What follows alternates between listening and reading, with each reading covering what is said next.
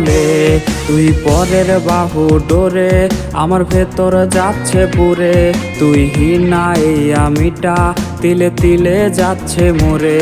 আমার পুরুষে পুরুক বুক তুই কুরারে তোর সুখ তবু মরার আগেও আমি দেখবো না রে তোর মুখ আমার মৃত আত্মাটা তোরে ডাকবে একদিন খুব আমি দেখবো সেদিন তুই ওরে কেমনে রবি চুপ